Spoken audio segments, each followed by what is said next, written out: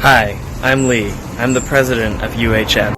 My name's Mairead, and I'm UHN's vice president. Hi, I'm Emily, and I'm the UHN treasurer.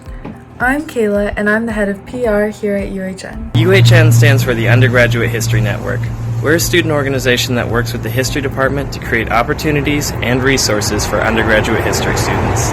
We provide a student voice on campus, working closely with the vice chair of undergraduate studies, helping with career development panels, incoming student events, and developing initiatives to build a stronger history community at UCSD. This year, we're starting our Welcome program, which connects incoming history students with returning ones to help our community build its network.